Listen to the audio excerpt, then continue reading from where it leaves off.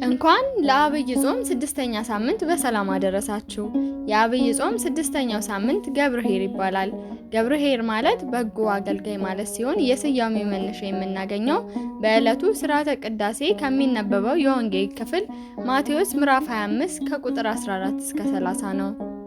ጌታችን መድኃኒታችን ኢየሱስ ክርስቶስ በምሳሌ መስሎ ካስተማራቸው ትምህርቶች መካከል አንዱ የሆነው ይህ የዛሬ ወንጌል አስተማሪ የሆኑ መሰረታዊ ጉዳዮችን በውስጡ ይዟል። በተለይ ምንም እንኳን የቤተ ክርስቲያን ኃላፊነት የእገሌና የእገሊት ተብሎ ባይወሰንም ቤተ ክርስቲያን ባላት የአገልግሎት መዋቅር መሰረት የኃላፊነት ቦታ ይዘው ለሚያገለግሉ ሰዎች አትኩሮት ሊሰጡባቸው የሚገባቸውን ነጥቦች ጠቁሟል።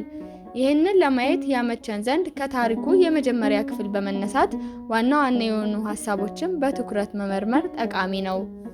በምሳሌያዊ ታሪክ መጀመሪያ ላይ የምናገኘው አንድ መንገድ ሊጀምር ያሰበ ሰው ከመሄዱ በፊት አገልጋዮቹን ጠርቶ ለእያንዳንዳቸው እንደ ችሎታቸው መጠን ለአንዱ 5 ለአንዱ 2 እንዲሁም ለሌላኛው 1 መክሊት ነግደው ያተርፉበት ዘንድ እንደሰጣቸው ነው።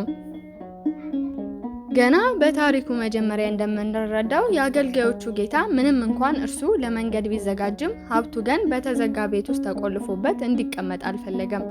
በዚያም አገልጋዮቹን ጠርቶ ገንዘቡን በአደራ ተቀብለው እንዲያተርፉበት ማዘዙ እንደ ማስረጃ ልናቀርብ እንችላለን። ሆኖም ግን ማትረፍ በፈለጉ ብቻ ገንዘቡን ያለ አግባብ አልበተነም።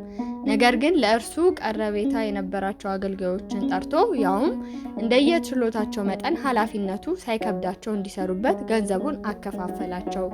ይህ ጌታ ቅንነትና ርኅራኄ የበዛለት እንደሆነ የሚያመላክት ነገር ነው።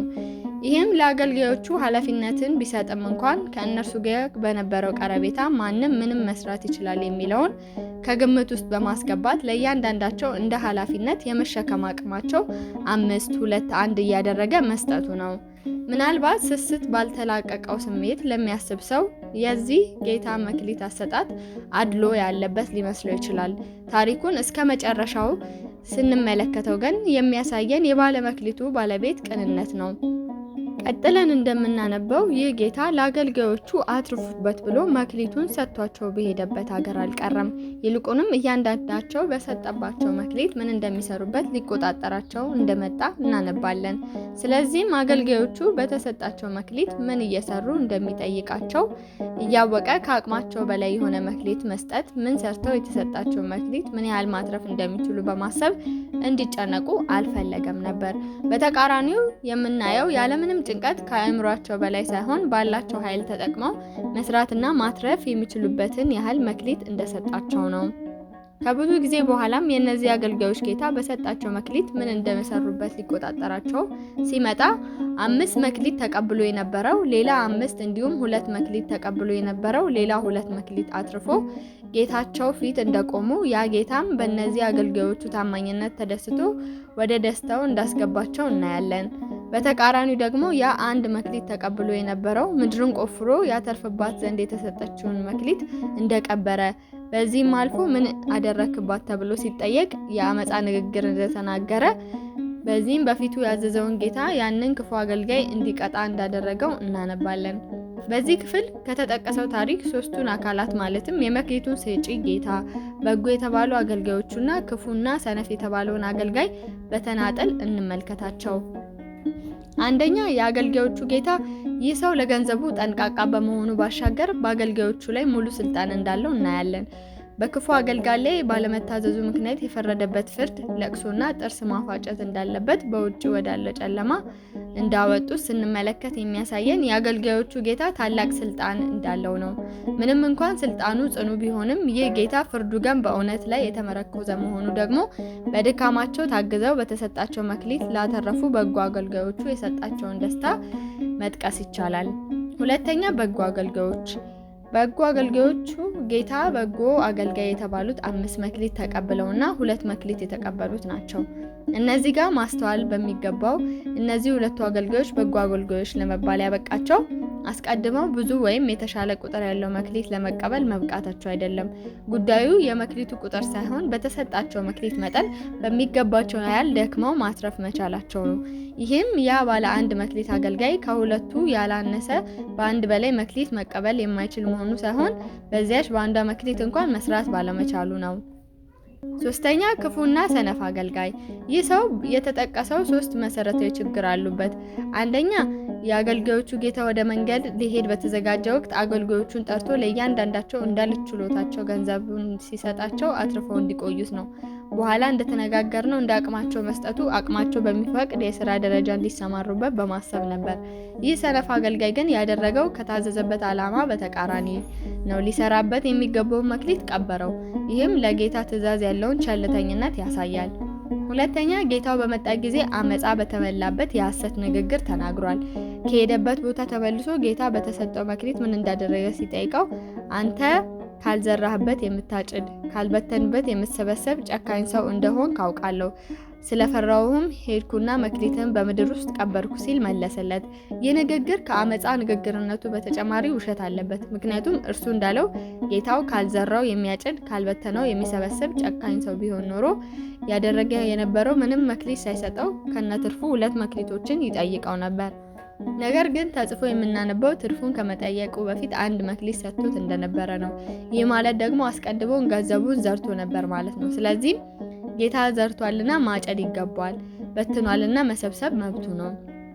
ሶስተኛ እርሱ መስራት ሲሳነው እንኳን እድሉን ለሌሎች አልሰጠም። ይህ ሰው የተሰጠው መክሊት በትርፍ ሊመልስ እንደሚገባው ጠንቅቆ ያውቃል። ምክንያቱም ገና ሲቀበል ከጌታው የተቀበለው ትእዛዝ ነውና። ስለዚህ ምንም እንኳን መውጣት መውረዱ ቢከብደውና ወጥተው መውረዱ ማትረፍ ለሚችሉ ሰዎች አለመስጠቱ ተጨማሪ ጥፋቱ ነው። ይህን እንዳያደርግ ያሰረው ደግሞ በውስጡ የተቀረጸው የአመፃ መንፈስ ነው። ጌታው መጥቶ ስለ ትርፉ ሲጠይቀው የሚመልስለት ረብ የለሽ ምክንያት እንደ መከላከያ አድርጎ ማሰቡ አእምሮ ሌላ አማራጭ እንዳያስብ የዘጋበት ይመስላል። የመጽሐፍ ቅዱስ መተርጉማን አባቶች የዚህን ምሳሌያዊ ታሪክ ምስጢር ሲያስተምሩ የአገልጋዮች ጌታ የፍጡራን ጌታ የሆነው የእግዚአብሔር ምሳሌ እንደሆነ እንዲሁም 3ቱ አገልጋዮች በተለያየ ደረጃ ላይ ያሉ ምዕመናን እንደሚወክሉ ያስተምራል። ከዚህ የወንጌል ክፍል ምን እንማራለን? ከተጠቀሰው ታሪክ የምንማራቸው ብዙ ነገሮች ቢኖሩ ሁለቱን እንመልከት። አንደኛው ለእያንዳንዳችን ከእግዚአብሔር የተሰጠ ስጦታ እንዳለ እንረዳበታለን። እግዚአብሔር እያንዳንዳችን በሃይማኖት ሆነን የምናፈራውን ፍሬ ይፈልጋል። ምንም እንኳን ከኛ ፍሬ ቢፈልግም ያንን ፍሬ ማፍራት የምንችልበት ኃይል ግን የእግዚአብሔር ልጅነትን ካገኘንበት ከዕለተ ጥምቀት ጀምሮ እንደሚያስፈልገን መጠን እየተሰጠን ነው። ከእግዚአብሔር ዘንድ የተቀበልናቸው ስጦታዎች በቁጥር እጅግ ብዙ ቢሆኑም በአይነታቸው ግን ለሁለት ከፍሎ ማየት ይቻላል። በመጀመሪያ እያንዳንዱ ክርስቲያን ዳግመኛ በመወለድ ምስጢር ያገኘው የእግዚአብሔር ልጅነት ጸጋና ከልጅነት ጋር በተያያዘ የሚሰጡ ስጦታዎች ናቸው። ዮሐንስ ምዕራፍ 3 ከቁጥር 3 ላይ። ሁለተኛው አይነት ደግሞ እንደ እግዚአብሔር ፍቃድና እንደ ሰውየው አቅም ለተለያዩ መንፈሳዊ አገልግሎቶች ማስፈጸሚያ ይሆን ዘንድ በእግዚአብሔር የሚሰጡ ስጦታዎች ናቸው። ለምሳሌ ትንቢት መናገር፣ በተለያዩ ልሳናት መናገር፣ አጋንንትን ማስወጣት የመሳሰሉት ከእነዚህ አይነት ስጦታ የሚመደቡ ናቸው። አንደኛ ቆሮንቶስ ምዕራፍ 12 ከቁጥር 4። በመጀመሪያው ይሁን በሁለተኛው አይነት ስጦታ ተቀባዮች ዘንድ ግን ብዙ የሚያሳዝኑ ችግሮች አሉ። በዳግመኛ መወለድ ምስጢር ወይም በ40ና በ80 ቀን ጥምቀት ስላገኘነው የልጅነት ጸጋ ጊዜ ሰጥቶ የሚያስብ ክርስቲያን ማግኘት በዚህ ዘመን በጣም አዳጋች ነው። በዓመት ውስጥ ክርስቲያናቱ ለጥምቀት በዓልና ለመስቀል ደመራ ካልሆነ ትዝ የማይለው ቁጥር ቀላል አይደለም። ከዚህ የከፋው ደግሞ በቤተ ዘመድ እንደ አንድ ሰው ምናልባትም እርሱም ሊሆን ይችላል ነፍሱ ከስጋው ካልተለየች ወደ ቤተ ክርስቲያን ደጅ ብቅ አይልም። እግዚአብሔር ለኛ የልጅነትን ጸጋ በመስጠቱ ለኛ ያለው ጥልቅ ፍቅሩን አሳይቶናል። ምክንያቱም ልጅነታችን ዋጋ ተከፍሎበታልና እንዲሁ በቀላሉ አይደለም ልጆች የተባልነው። እኛ ልጅነትን እንድንቀበል አምላክ መከራን ተቀብሏል። የጥምቀታችን ውሃ የፈሰሰው በጦር ከተወጋው ከጌታ ጎን ነው። ዮሐንስ ምዕራፍ 19 ከቁጥር 24።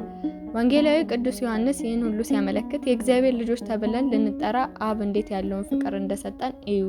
አንደኛም ዮሐንስ ምዕራፍ 3 ከቁጥር 1 ላይ ያለውን እንመልከት። እኛ ልጆቹ እንሆን ዘንድ እግዚአብሔር ካሳየን የአባትነት ፍቅር በተጨማሪ ልጆቹ ስለመሆናችን የገባልንን ተስፋ ከአእምሮ በላይ ነው።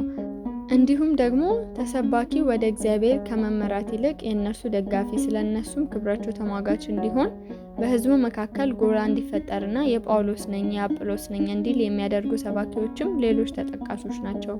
ማንም ይሁን ማንም ግን ስለተሰጠው መክሊት ባለቤቱ ከፊቱ አቁሞ እንደሚጠይቀው መዘንጋት የለበትም። 6ኛውን ሳምንት የበረከት ጾም ያድርግልን። መልካም ጾም።